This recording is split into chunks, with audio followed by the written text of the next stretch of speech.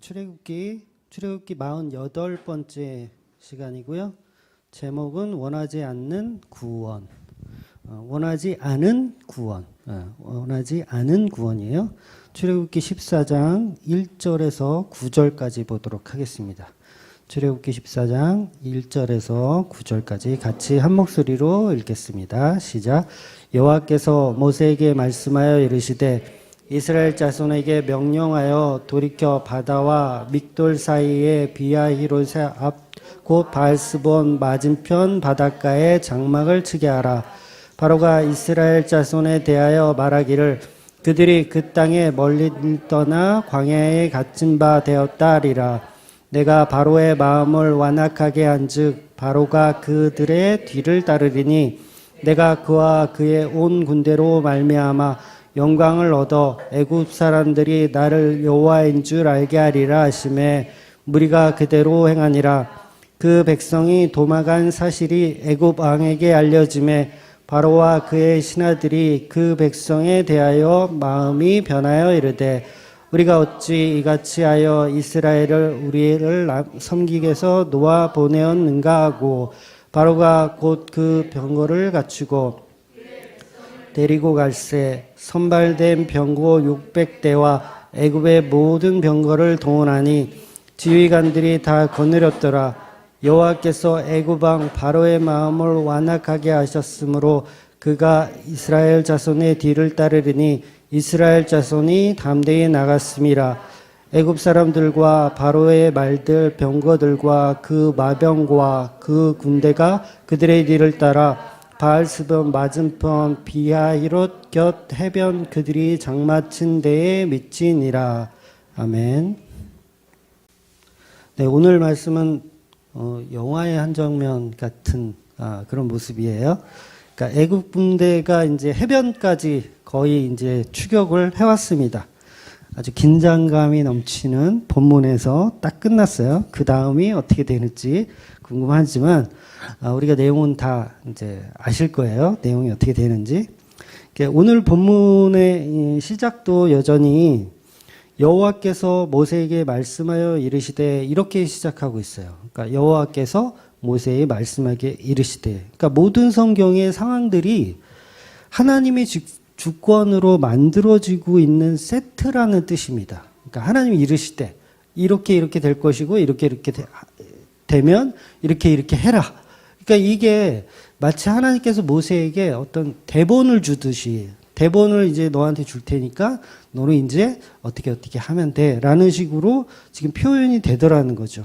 즉 어떤 사건이 일어나거나 어떤 현상이 일어나는 모든 것들은 성경을 사실 만들기 위해서 성경을 완성하기 위해서 그 목적으로 그 성경을 완성하는 목적이 뭐예요? 성도를 구원하는 게 목적이잖아요. 그 복음을 알려주기 위한 목적. 그 목적으로 하나님의 절대 주권으로 지금 어떤 사건들이 계속 일어나고 있다라는 거예요. 근데 그 사건에는 오직 하나님의 주권으로 이끌어가고 계시다는 거죠. 그래서 하나님이 이르시되라고 얘기하면서 대본을 딱 주시는 거예요. 모세에게. 그 일들을 이루고 해내라고 주시는 거예요. 그러면 그렇게 주는 내용이 뭐냐면 그 내용을 받아봤더니 그 내용이 바로 이스라엘을 구원하는 내용인데 이스라엘을 구원하는 그 내용은 결국은 예수 그리스도의 십자가를 지금 오늘 본문에서도 보여주고 있다라는 얘기가 되는 겁니다. 그래서 세상의 모든 역사는 바로 예수님 때문에 창조가 되었고 또 예수님 때문에 역사가 써내려져 간다고 해도 과언이 아니라는 거예요. 그러니까 이 세상은 다 예수 때문에 다 일어나는 사건들이고 일어나고 있다라는 거죠. 그러니까 다시 말해서 이 말은 오늘 본문도 구약이고 전혀 예수님과 상관없는 이야기일 것 같지만 예수 그리스도의 구속사적인 이야기를 아주 비유적으로 아주 담백하게 담고 있다라는 거죠. 그러니까 하나님의 의도가 바로 이 성경 속에 그대로 다 녹아져 있다라는 거야.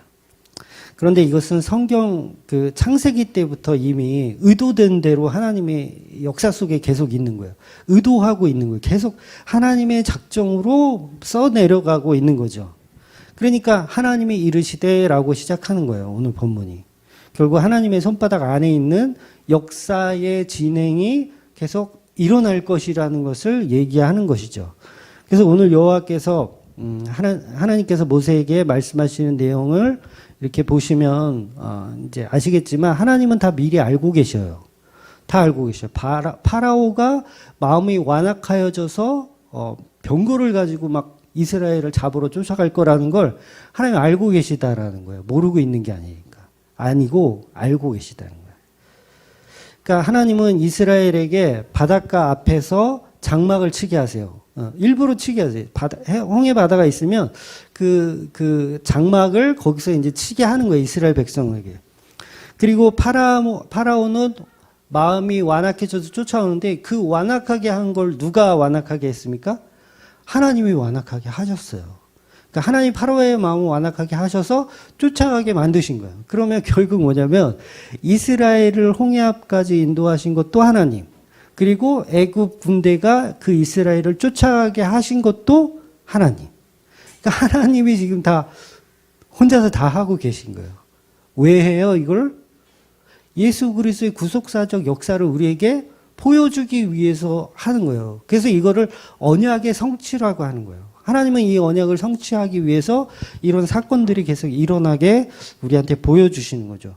그런데 그런 사건들이 일어나는 그 상황이 예수 그리스도와 연결되라고 보내주는 건데 우리는 예수 그리스도를 제외하고 출애굽기를 보면 이거는 그냥 역사책이 돼버리는 거고 아무 의미가 없는 그런 책이 돼버리는 거죠. 그럼 복음과 전혀 무관한 그냥 어떤 소설 이야기가 돼버리는 거예요. 그래서 성도는 반드시 구약이든 신약이든 마찬가지로 예수 그리스도를 어떻게 설명하고 있는지를 찾아내어 가는 사람들이 성도라는 거죠. 그래서 모세에게 대본을 주는 겁니다. 하나님이 대본을. 그래서 모세는 그 대본을 가지고 있었기 때문에 홍해 앞에서도 다른 백성들은 다 두려워 떨잖아요. 이제 우리 다 죽었다. 우리 여기 이제 무덤이다. 왜 우리가 매장할 곳이 없어가지고 여기를 데리고 왔냐? 라면서 투덜대지만 모세는 투덜대지 않았죠. 왜 안 할 수 있었냐면 모세는 대본을 가지고 있었어요. 하나님이 분명히 또 다음 행동에 대한 어떤 지시를 주실 거라는 확신이 모세에게는 있었다라는 거죠. 왜냐하면 대본을 봤기 때문에 그래요. 그래서 모세가 그런 말을 하잖아요. 다음 주에 보겠지만 너희는 두려워하지 말고 가만히 서서 여호와께서 오늘 너희를 위하여 행하신 구원을 보라. 이렇게 얘기하는 거예요. 물론 그 말 했다가 뒤통수한테 딱 맞고 야 너가 그러고 부르짖고 있으면 어떻게 네가 지금 행동해야지. 이런 내용이 이제 나오긴 할 거예요. 어쨌든 그런 행동을 할 수 있다라는 건 모세는 이미 하나님의 역사라는 것을 간파하고 있었다는 거죠. 모든 진행은 하나님이 이루시고 계시더라는 것을 알기 때문에 이렇게 행동할 수 있었다라는 거예요. 이미 대세는 하나님에게로라는 걸 모세는 알고 있었다라는 거죠. 이렇게 모든 역사는 하나님의 작정대로 하나님의 예정대로 이스라엘 백성을 홍해 앞으로 몰고 가시고 계신 것입니다. 그런데 이스라엘만 홍해 앞으로 몰고 가는 것이 아니고 파라오인 그 애굽의 군대까지도 홍해 앞까지 몰고 가고 있는 거예요. 그러니까 우리는 여기서 알아야 될 것이 있는데 그게 뭐냐면 둘 다 죽어야 할 인간이라는 거예요. 둘 다. 그러니까 애굽인들도 죽어야 할 인간. 그리고 이스라엘도 죽어야 할 인간이라는 거예요. 그러니까 이스라엘이나 애굽이나 다르지 않다라는 거예요. 그래서 지금 두 무리들을 지금 홍해 앞으로 하나님께서 이끄셔서 뭐 하려고 그러냐면 사실은 둘 다 죽음을 경험시키려고 데리고 나오신 거예요. 둘 다. 그러니까 죽음의 길, 바로 홍해라는 그 죽음의 길 앞으로 몰고 오신 거예요. 그럼 결국은 뭐냐면 우리가 지난주에 봤지만 구름 기둥과 불 기둥으로 하나님이 이스라엘을 인도하시잖아요. 근데 어디로 인도했나 봤더니 홍해 앞으로 인도했어. 이 말이 돼요. 이거 하나님이 지금 다 죽이려고 지금 홍해 앞으로 인도하신 거예요. 기권 구름 기둥과 불 기둥 따라서 졸졸졸 왔더니 온 자리가 어디냐면 홍해 앞이라는 게 죽음의 자리, 십자가의 자리까지 온 거예요. 이스라엘 백성들은. 그러니까 살짝 위로 살짝 돌아서 홍해를 벗어나 살짝 블레셋과 홍해 사이로 살짝 피해서 가도 되는데 하나님은 일부러 고의적으로 남쪽으로 내려오게 하셔서 홍해 앞에까지 몰아가시더라는 거죠. 바로 은혜를 설명하기 위한 하나님의 과정을 지금 출애굽기는 이야기하고 있는 겁니다. 성경에서 이 바다는 저주와 은혜 둘 다 의미한다고 제가 여러 차례 말씀드렸어요. 여러분 이 저주와 은혜에 대해서 정확하게 좀 아셔야 될 필요가 있는데 여러분 저주를 줄 수 있는 분도 하나님이세요. 네, 잘 이해하셔야 돼요. 사단이 저주를 주는 게 아니고요. 사단은 그 양반도 그냥 피조물에 불과해요. 뭐 저주를 주고 축복을 주고 그럴 만한 그 흉내 내는 거지 그럴 만한 자격이 있는 사람이 아니 사람이래. 그런 인간도 아니잖아. 그런 존재가 아니라고요. 뭐 저주를 주고 축복을 주고 그럴 자격이 있는 존재가 아니에요. 그러니까 저주를 줄 수 있는 분도 하나님. 그리고 은혜를 줄 수 있는 분도 하나님. 마귀는 둘 다 못해요. 마귀는 둘 다 못하는 거예요. 그러니까 누구를 용서한다는 것은 그건 최고의 권위를 갖고 있다라는 뜻이거든요. 누구를 용서한다는 거. 우리 막내 다주가 뭔가를 잘못했어. 크게 집에서 뭔가 잘못했어. 뭐 예를 하나 들까요? 뭐 아빠의 핸드폰을 깼어. 깨먹었어. 자주 떨어뜨리긴 해요. 깨먹었어. 근데 그 깨먹은 사실 죄잖아요. 죄인데 우리 예를 들어서 작은 누나가 하주가 괜찮아. 내가 용서해 줄게. 그럼 그게 용서가 되나요? 아니면 큰딸이 내가 용서해 줄게. 그럼 용서가 되나요? 소용없어요. 엄마의 용서를 받아야 이해하고 들으세요. 제 핸드폰이지만 엄마의 용서를 받아야 그게 진정한 용서를 받는 거예요. 그게 무슨 말이냐면 누군가를 저주하고 은혜를 주고 이런 얘기들은 우리는 쉽게 접하지만 최고의 권위를 갖지 않으면 누구를 용서해 줄 수 없는 거라는 거예요. 그러니까 예수님이 이렇게 사역을 하시면서 누구에게 죄사함을 줬다라는 이 자체가 최고의 권위를 얘기하는 거거든요. 하나님의 권위까지도 가신 거예요. 그러니까 바리새인들이 그거를 도저히 인정할 수가 없는 상황인 거죠. 그래서 은혜든 저주든 하나님만 하실 수 있는 영역이라는 거죠.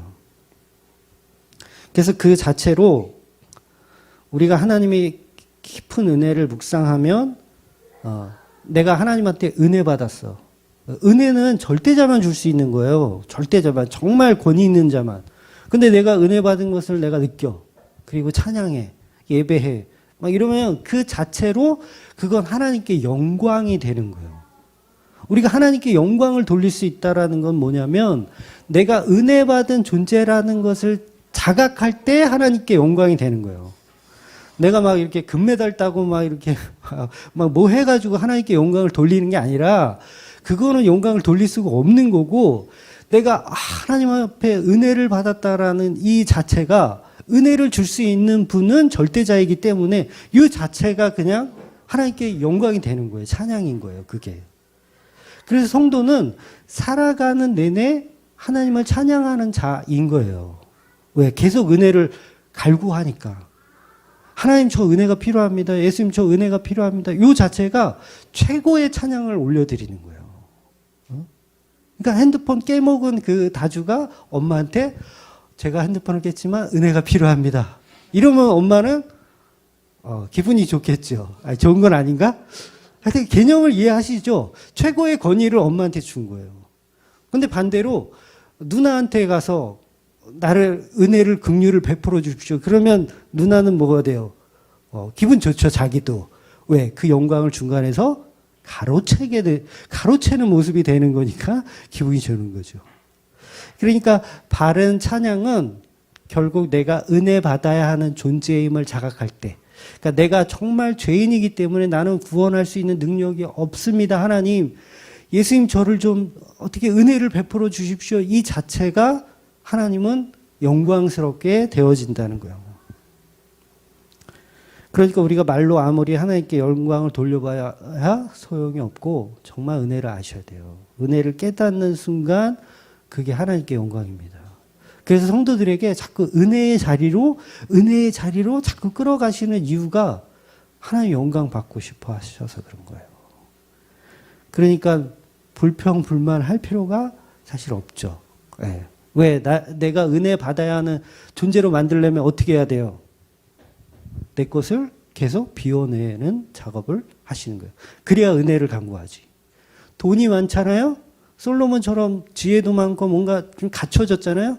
그럼 하나님께 영광을 돌리는 척만 하다가 또 다시 타락하는 거예요. 그러니까 하나님의 은혜가 필요한 존재로 계속 밀어넣어. 예를 들어서 사도 바울처럼 계속 은혜가 필요한 존재가 계속 돼. 막 채찍 맞고 배 풍랑 만나고 뱀에 물리고 계속 그런 자리로 있어. 그러면 사도 바울이 뭐라 그럴까요? 계속 저는 은혜가 필요합니다. 저는 하나님의 은혜 없이는 한순간도 살 수 없습니다. 이게 하나님께 영광이 되더라는 거예요, 이게. 그런데 하나님이 나 부자 만들어 주셨으니까 하나님 영광 돌리면 돼. 이거는 영광이 될 수가 없다라는 거죠. 그러니까 저주와 은혜는 오직 하나님의 것입니다. 그러니까 노아의 홍수에서도 우리가 이미 알지만 노아의 홍수에 인간이 빠져서 죽는 내용이잖아요. 인간이 빠져 죽는 저주의 바다. 그래서 저주의 바다가 있어야 또 방주가 떠오르는 거죠. 저주의 바다가 있어요. 그러니까 은혜와 저주는 항상 같이 물려 있어요. 같이 가요, 같이. 그러니까 은혜를 받기 위해선 내가 저주임을 인식해야 은혜가 존재하는 거예요. 그래서 저주와 은혜는 하나님이 둘 다 주실 수 있는 분. 그래서 성경에서 나오는 바다의 의미는 이제 두 가지가 있습니다. 저주의 의미와 축복의 의미 두 가지가 있는데 구분을 어떻게 하냐. 그게 중요한 거죠. 구분을 어떻게 하냐면 깨끗한 물과 더러운 물의 차이예요. 깨끗한 물과 더러운 물의 차이. 그러니까 아무리 물이 많아도 막 홍수가 나가지고 막 똥물이 떠내려 다녀도 그거 마실 수 있는 물이 아니잖아요. 그래서 물이 많다고 해서 복이 아니라 정말 마실 수 있는 물, 깨끗한 물이 이제 복을 상징하는 거죠. 그래서 요한계시록에는 유리바다라는 단어가 등장해요. 유리바다. 그러니까 이 유리바다는 아주 투명하고 깨끗한 물을 상징하는 겁니다. 그래서 솔로몬의 성전에 사용했던 그 물두멍이 있어요. 바로 그게 이제 바다를 상징하거든요. 바다. 그래서 열왕기상 7장 23절을 한번 볼게요. 열왕기상 7장 23절 시작. 또 바다를 부어 만들었으니 그 직경이 10규빗이요 그 모양이 둥글며 그 높이는 5규빗이요 주위는 30기변 둘을 많아요. 이 말이 조금 이상해. 개역개정이 이상하게 썼어요.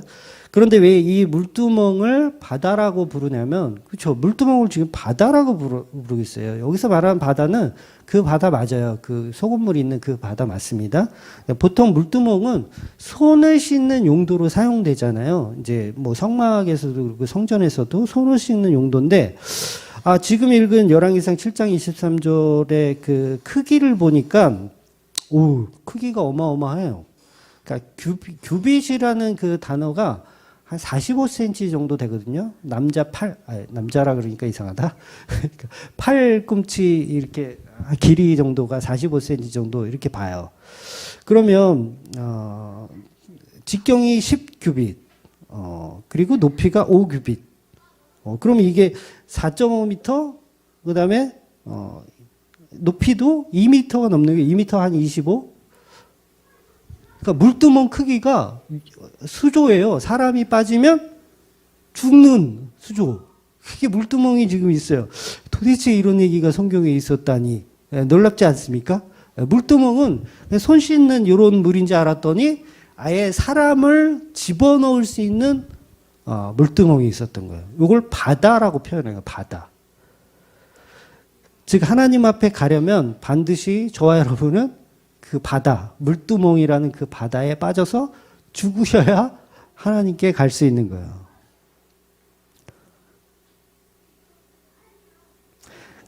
즉 하나님 앞에 가려면 반드시 이 유리바다로 죽어야 갈 수 있는 것입니다.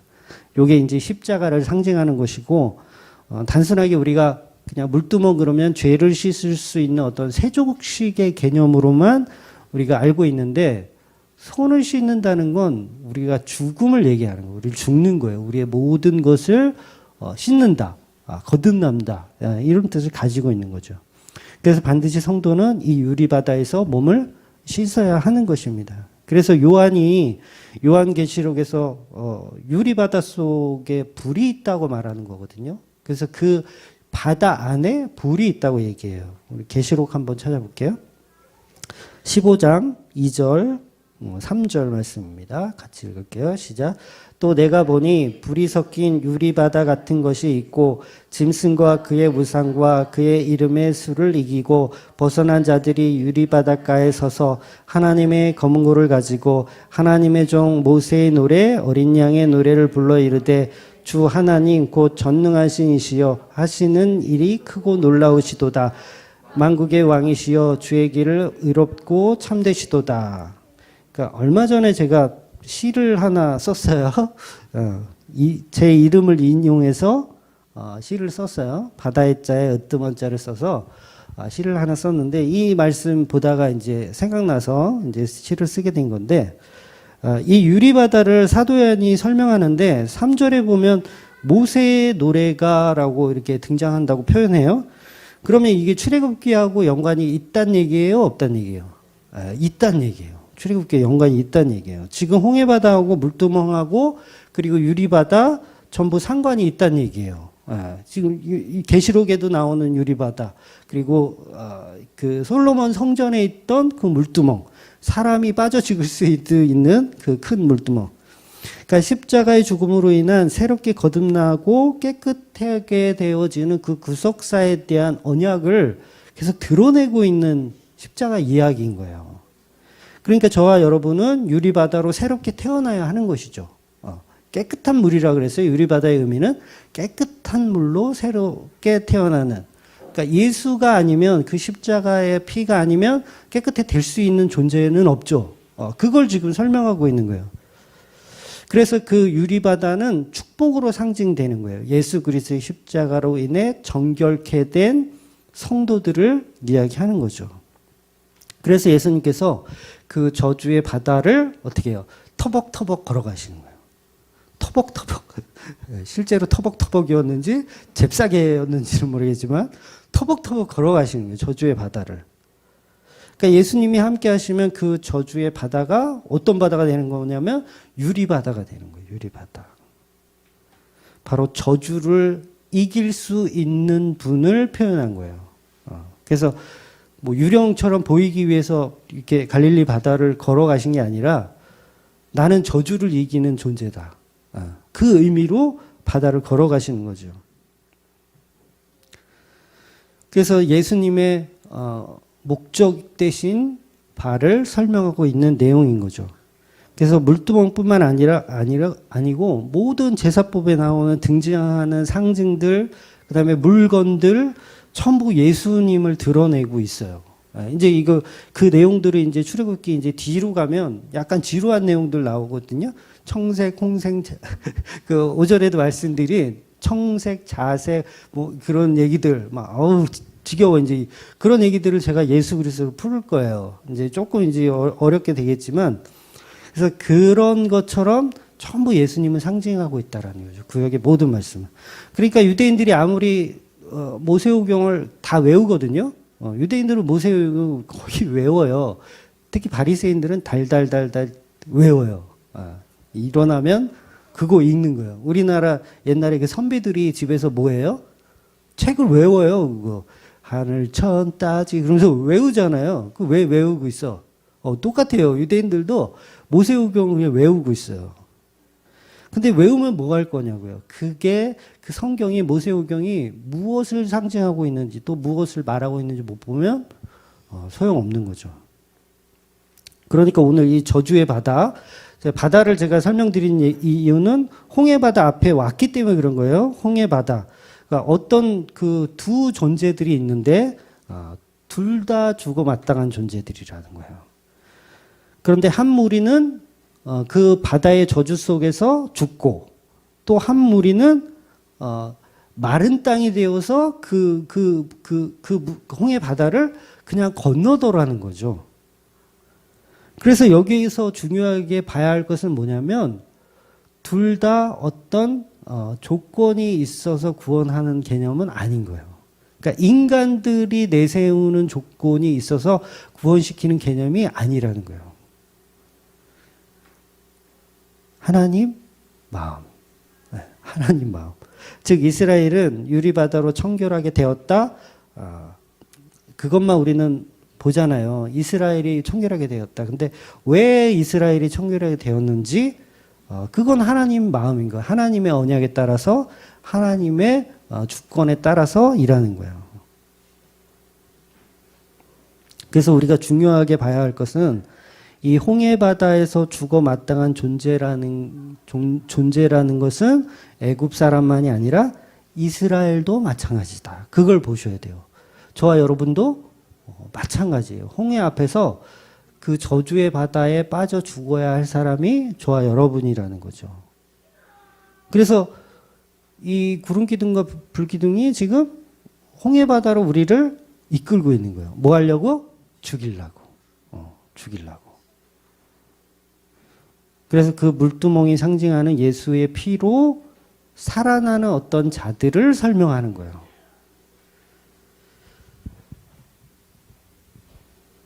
그러니까 성전과 이제 성막에 대한 지식이 좀 부족하신 분들은 지금 뭔 소리 하는지 잘 이해가 안 되실 수도 있는데 나중에 이제 차근차근 자세히 설명드릴 거예요. 그러니까 아직 이해가 안 되시더라도 방향성만 좀 보시면 됩니다. 그러니까 성막의 제사나 사용하는 모든 물건들이 예수만을 상징한다는 것을 그걸 꼭 기억하시면 되세요. 그래서 예수님이 십자가로 만들어가는 세상, 이것이 바로 성막이에요. 그러니까 어떻게 보면 작은 그 성막이 사실은 넓게 보면 이 세상과 동일하다는 거예요. 이 세상과 동일한. 그러니까 이 지구 자체가 하나님이 예수를 위해서 만든 세상이잖아요. 그러니까 성막 자체가 바로 이 지구에 투영되어 있는 거예요. 이 세상에 투영되어 있는 거.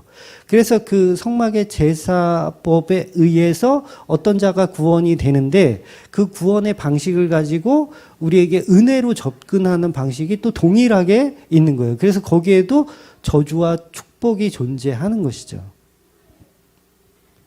그래서 예수님이 만든 세상이 바로 성막인 거예요. 그래서 성막은 하나님 만나는 곳이잖아요. 근데 죄인이 어떻게 하나님 만나요? 그래서 죽여야 되는 거예요. 죽여야지 하나님 만나는 거예요. 그게 십자가의 개념인 거예요. 바로 그 십자가 예수가 바로 저주의 바다, 또 더러운 바다가 아닌 우리를 해하지 못하는 깨끗한 바다로 만드는 세상을 의미하는 겁니다. 그래서 오늘 본문에서 이제 중요한 것은 두 무리 다 죽어 마땅한 존재라는 거. 이스라엘도 마찬가지고 애국 군대에게 처참하게 살해를 당해야 하는 게 이제 이스라엘 백성인데 죽지 않는다는 거죠. 하나님의 은혜로 인해서. 그래서 그거를 이스라엘 백성들이 경험케 하시는 거예요. 근데 그 경험한 거, 그게 끝입니까? 그 경험한 것을 또 자자손손 알려야 하는 의미가 있는 거예요. 그러니까 지난주 말씀처럼 이스라엘 백성들은 구름기둥과 불기둥을 따라온 것밖에 없어요. 뭐 한 게 없어요. 그냥 따라왔어요. 따라와 봤더니 죽음의 자리라는 거예요. 따라와 봤더니. 그러니까 여러분, 주말교회 와가지고 말씀 참 듣느라고 고생 많으신데 그 말씀 다 듣고 나면 내가 있는 자리가 어디인 거예요? 죽음의 자리. 십자가 앞에 온 거예요. 결국은 뭐 좋아라고 이렇게 막 멀리서들 이렇게 오세요. 결국은 다 듣고 나면 죽음의 자리로 가는 거예요. 우리 십자가 자리로. 근데 그 말씀을 못 알아듣는 어떤 자들은 어떠냐면 조롱하는 자리에 가더라는 거죠. 그게 파라오잖아요. 파라오. 그래서 파라오는 계속해서 이스라엘 백성들을 조롱합니다. 그게 곧 이제 하나님을 조롱하는 것이죠. 그래서 로마 그 병사들이 예수님을 조롱하잖아요. 십자가에 달려 계실 때. 오늘 3절에 보면 이스라엘이 광야에 나가서 갇힌 바 되었다고 조롱을 해요. 결국 하나님이 데리고 나갔는데 길을 잃고 갇힌 바가 되었구나. 이렇게 조롱하는 거예요. 홍해 앞에 발이 묶였구나. 그래봐야 니들이 내 손바닥 아니지. 그러면서 이제 출동을 하는 거죠. 근데 그 자리가 바로 이제 죽음을 설명하는 자리라는 거예요. 다시 한번 말씀드리지만 구름 기둥과 불 기둥이 우리를 인도한 곳은 십자가의 자리라는 거예요. 십자가의 자리. 성경은 십자가 말고는 다른 얘기가 없습니다. 할 말이 없어요. 그래서 여러분도 십자가 말고 다른 복은 바라지도 마시고 듣지도 마세요.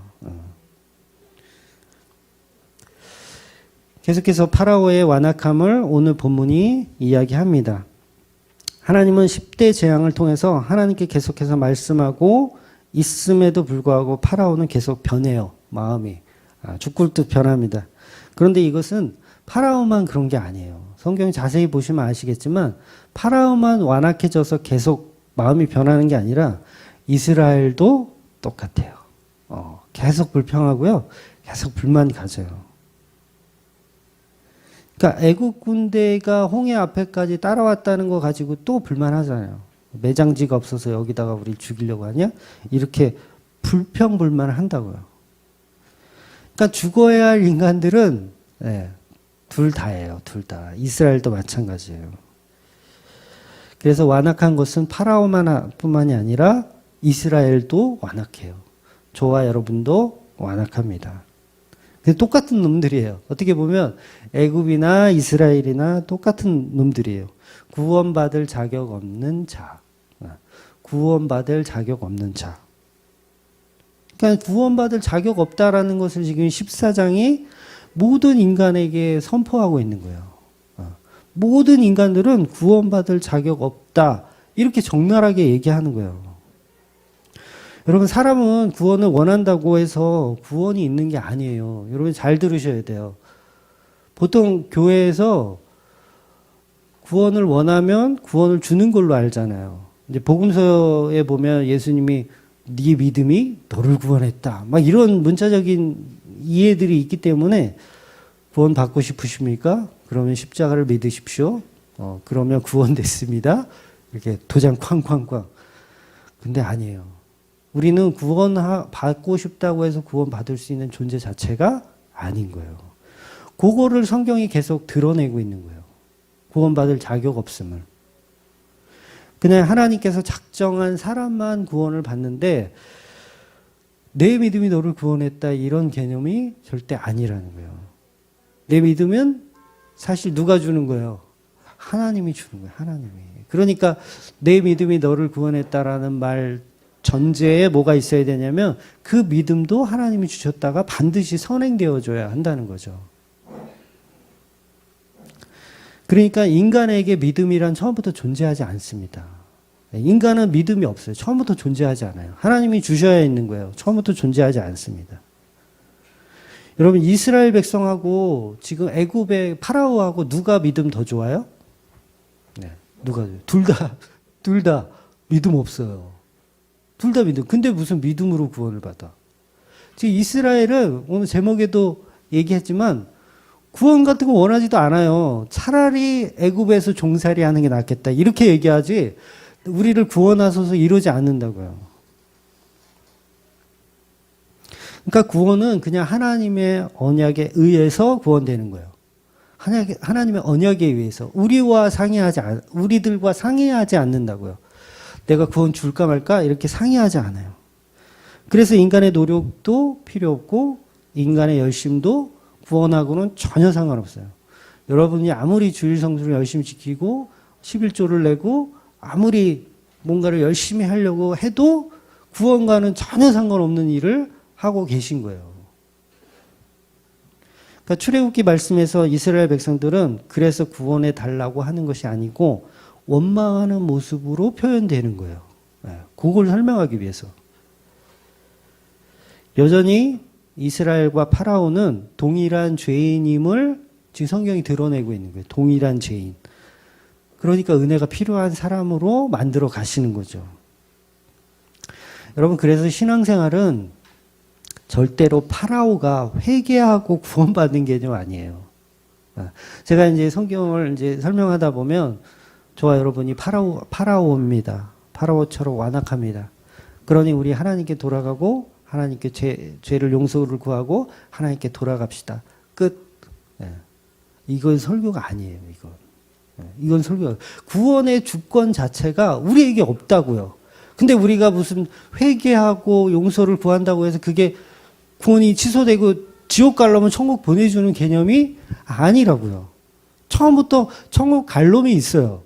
그건 누군지 몰라요. 처음부터 천국 갈 놈이 있는 거예요. 그러니까 우리는 그걸 은혜라고만 얘기할 수밖에 없는 거예요.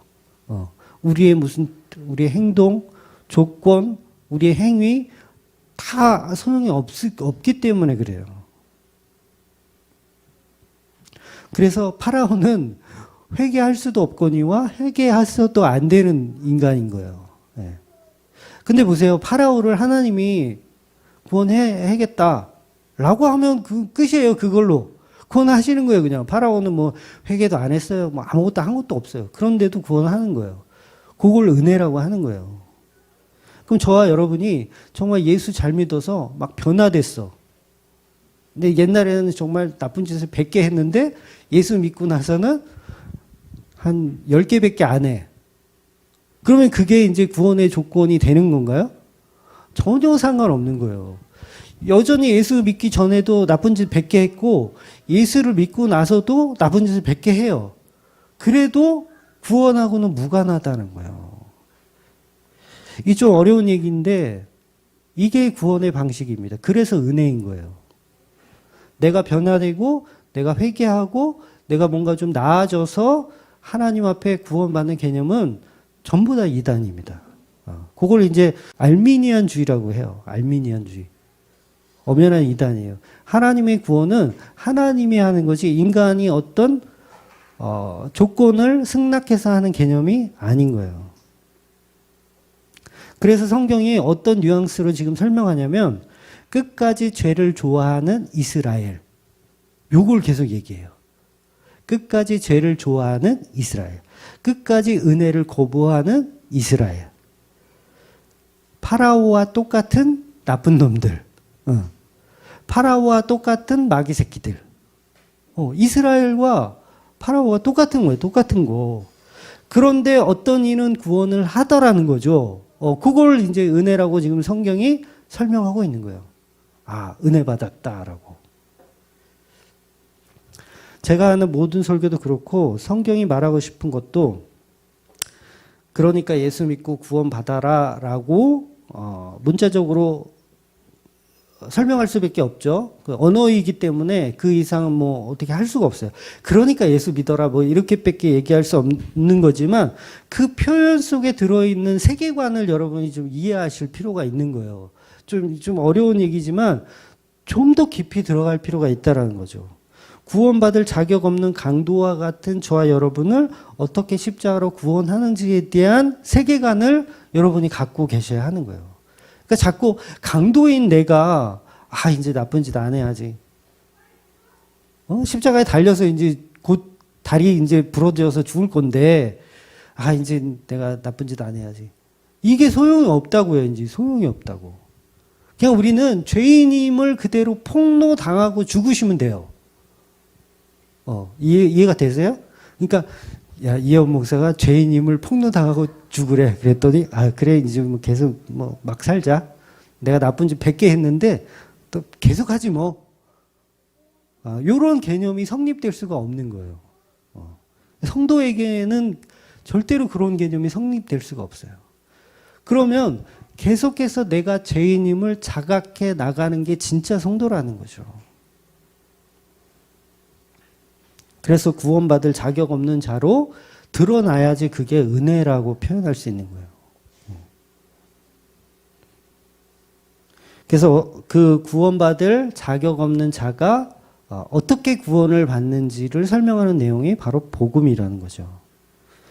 여전히 우리는 파라오처럼 완악하고 악한 백성, 불평, 불만을 늘어놓는 이스라엘과 동일한 구원받을 자격 없는 자이라는 것을, 그래서 은혜가 필요한 존재라는 것을 계속해서 밝히고 계신 거예요. 계속 보여주고 계신 거예요. 그러니까 우리는 자격 없습니다. 구원받을 자격이 없어요. 그래서 값없이 주시는 은혜라고 설명하는 거예요. 그러면 그 은혜 받은 자는 절대 하나님 앞에 상급 타령을 할 수가 없어요. 죽어야 될 존재인데 살려주셨는데 그 은혜 앞에 어떻게 우리가 상급 타령을 할 수가 있습니까? 기차에 무임승차 한 사람이, 요새는 그런 사람 별로 없겠지만 무임승차 했는데 막 기관사를 불러서 여기 왜 시타가 안 나오냐고, 이거 도대체 영업을 어떻게 하는 거냐고, 시타 좀 틀으라고, 아니 에어컨을 왜 안 트냐고 막 이렇게 따질 수 있습니까? 무임승차한 사람이. 그러니까 그거 따질 수 있는 사람은 누구냐면 내 돈 주고 기차 탄 사람들이에요. 내 돈 주고 기차 탄 사람들. 그 사람들은 따지죠.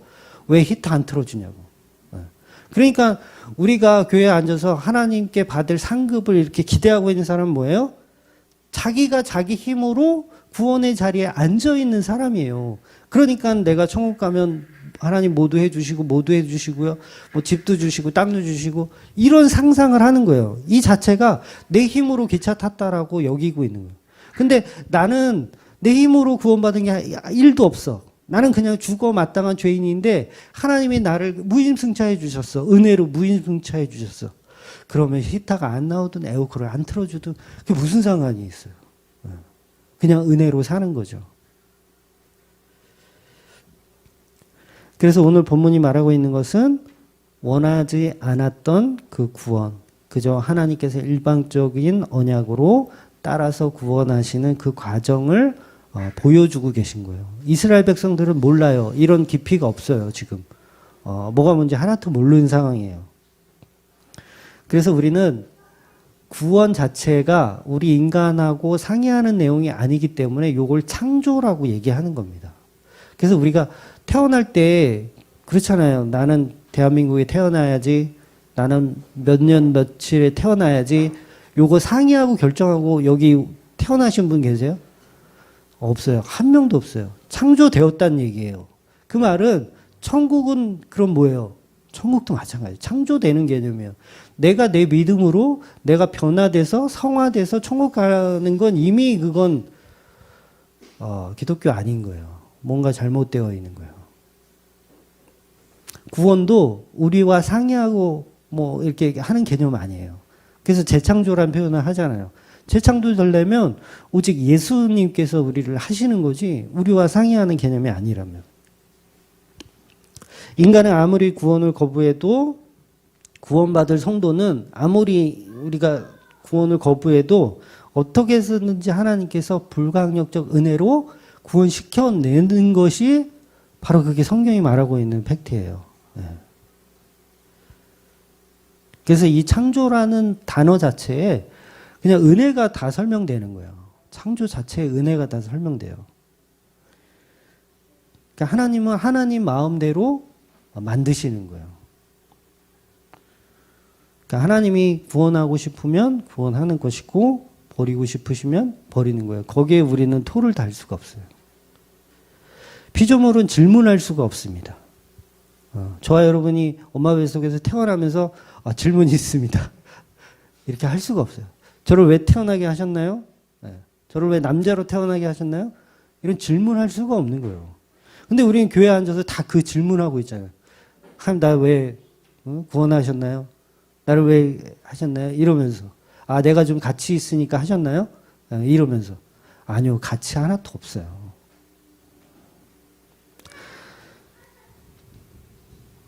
그래서 피조물은 질문할 수가 없습니다. 그 놀라운 구원의 섭리를 오늘 이 성경이 계속 이야기하고 있는 겁니다.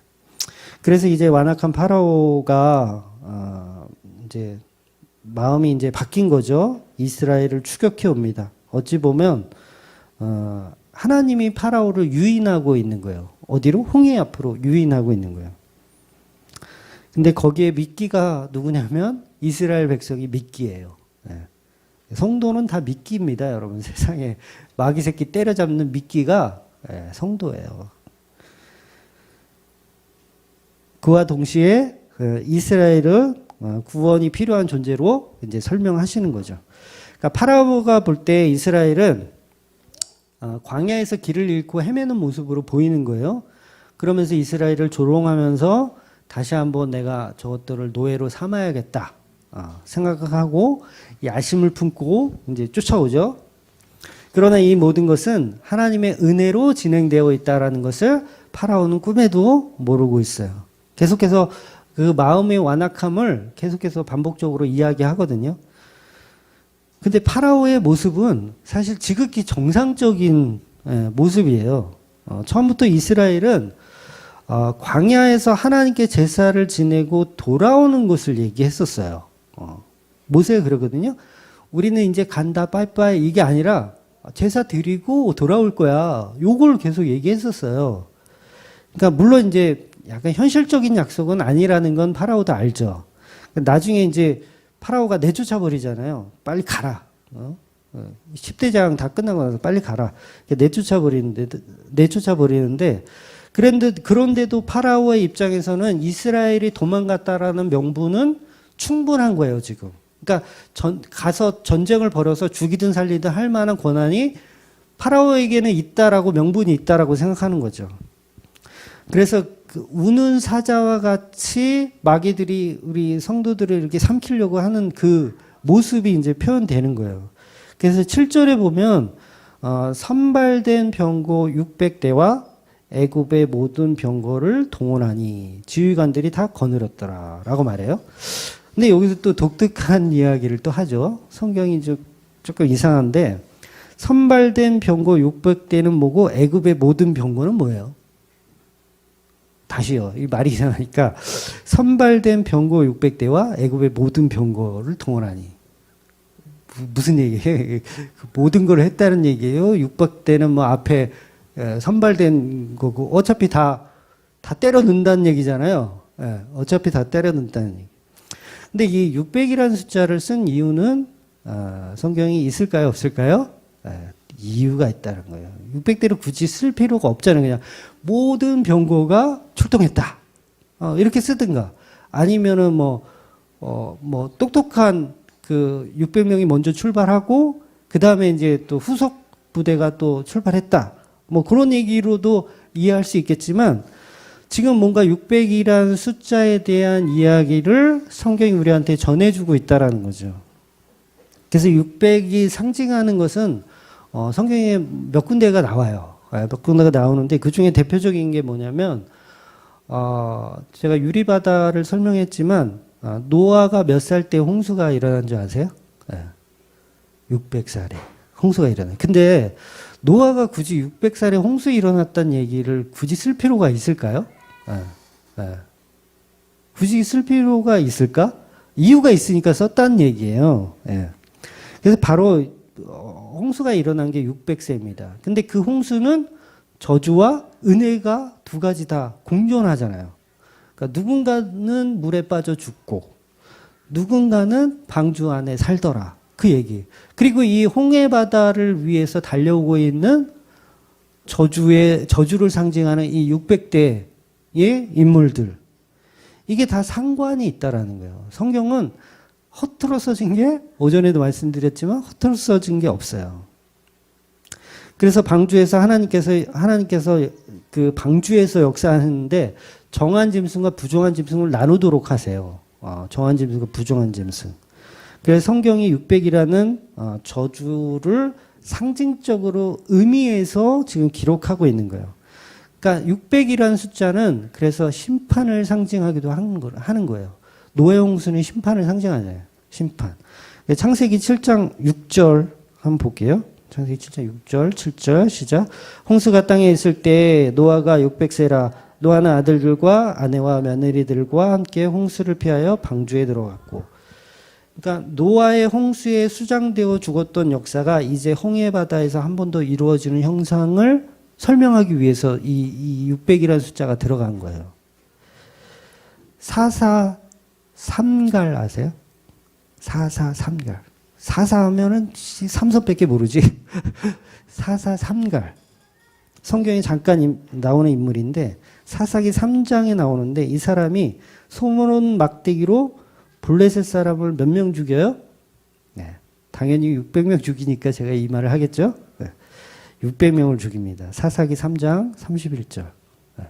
시작.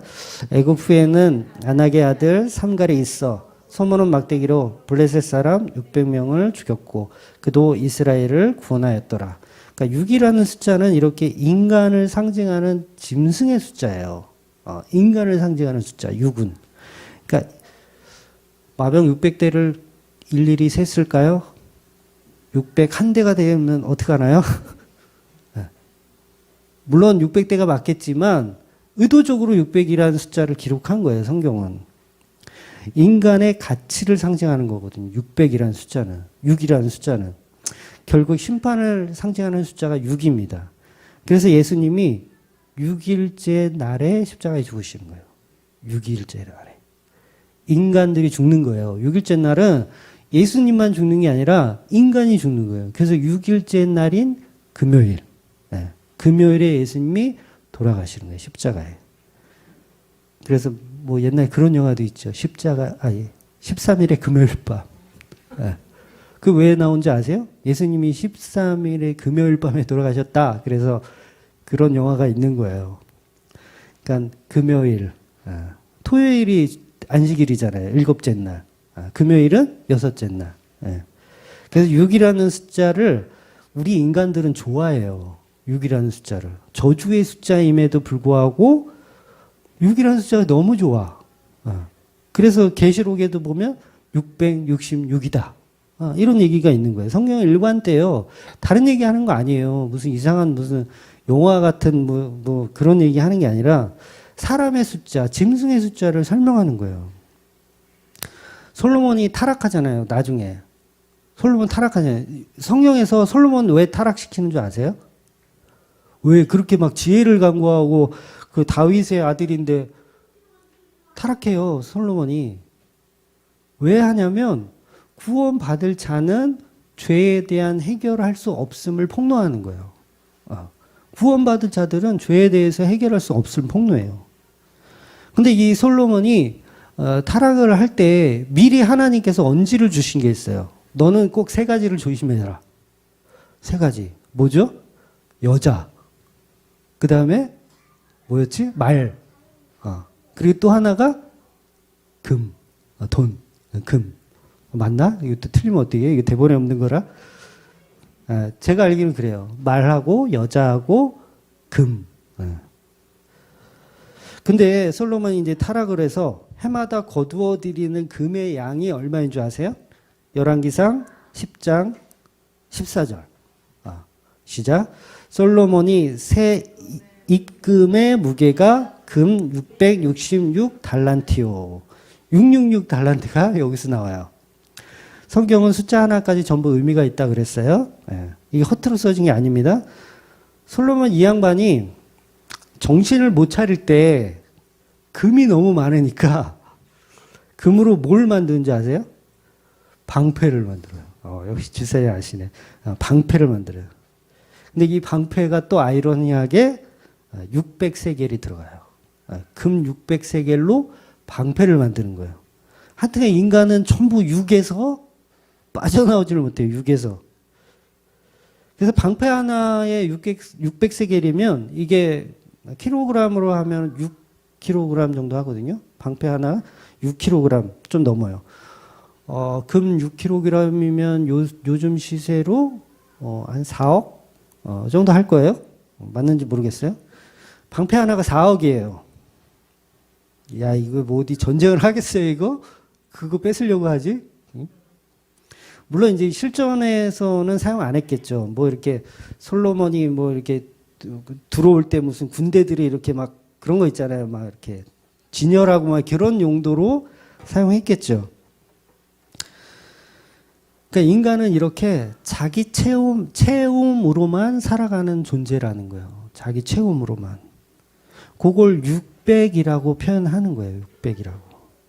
그런데 이런 인간들의 목적을 가지고 하나님이 그것을 역으로 이용하셔서 하나님께 영광이 되도록 바꾸시더라는 거예요. 그게 본문 4절입니다. 4절 있나 없나 모르겠네요. 있나요? 있네요. 같이 읽을게요. 시작. 내가 바로의 마음을 완악하게 한즉 바로가 그들의 뒤를 따르리니 내가 그와 그의 온 군대로 말미암아 영광을 얻어 애굽 사람들이 나를 여호와인 줄 알게 하리라 하심에 무리가 그대로 행하리라. 그러니까 구원받을 가치 없는 자가 구원받는 내용, 그게 바로 하나님께 영광이 되더라는 거예요. 하나님은 인간을 왜 구원한 줄 아세요? 하나님 자체가 영광을 받으시려고 그런 거예요. 우리하고 뭐 이렇게 축구하려고 우리를 만드신 게 아니라 하나님 영광 받으시려고 우리를 만드시고 우리를 구원하시는 개념인 거예요. 그래서 우리는 우리가 죄인임을 깊이 깨닫고 나는 정말 구원받을 자격 없음을 인정할 때 하나님께 영광이 되더라는 거예요. 그래서 바울이 계속해서 그 지경까지 가는 거예요. 계속 그 지경까지. 나는 되게 가치 있어요. 나는 괜찮아요. 나는 사도예요. 막 이런 가치들이 계속 깨지고 부서져서 도대체 나는 선한 것이 하나도 없네요. 저는 하나님께 내세울 것이 하나도 없네요. 저는 그냥 죄인일 뿐이고 이 홍해 바다에 빠져 죽어야 하는 그런 인간일 뿐이네요. 라고 얘기했을 때 그게 하나님께 영광이 되더라는 거예요. 왜? 그런 자를 하나님이 구원하시니까. 그럼 하나님의 절대적 주권을 인정하는 것이고 그게 진짜로 하나님을 하나님으로 인정하는 모습이 되어지더라는 거죠. 우리는 다 파라오처럼 완악하여 원하지 않았던 구원을 받는 존재인 겁니다.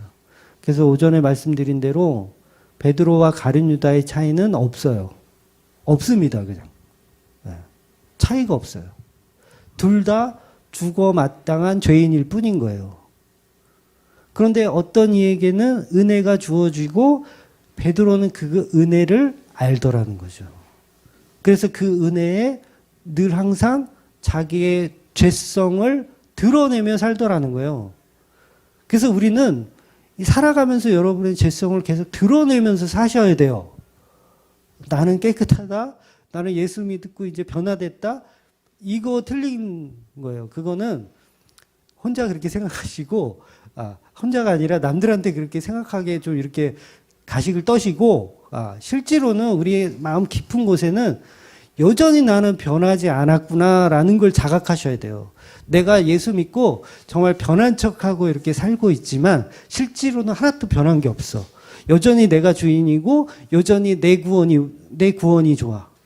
그리고 정말 그 병고탄 그 애국 군대 물에 빠지고 이러는 거 보면 나는 기뻐, 즐거워, 춤을 춰. 아싸, 춤을 춰. 미리암의 이런 행동. 나는 그 수준인 거예요, 그냥. 그런데 그걸 하셔야 되는 거예요, 그걸. 이게 좀 어려운 얘기인데, 그걸 하셔야 되는 거예요. 그러니까 그게 뭐냐면, 여전히 나는 예수 믿고도 죄인이구나. 여전히 나는 내 기쁨을 즐거워하고, 나를 구원하신 하나님만 기뻐하는구나. 라고 즐거워하세요. 그냥 그렇게 하는 거예요. 그게 죄라는 것을 발견될 때까지 하세요. 무슨 얘기인지 이해하세요? 그게 죄인의 모습이었구나라는 것을 발견될 때까지 하시면 되세요. 그리고 스스로가 결론으로, 역시 나는 죄인일 뿐이구나. 나는 답이 없구나. 그때 하나님의 십자가가 서는 거예요. 그때 하나님께 영광이 되는 거고, 그때 성도의 모습이 되는 겁니다. 그래서 우리는 죽는 날까지 여전히 나는 죄의 문제를 해결할 수 없는 하나님의 은혜가 필요한 예수님의 십자가만 필요한 존재입니다라고 살아내시는 저와 여러분 되시기를 주의 이름으로 축원드립니다. 아멘. 기도하겠습니다.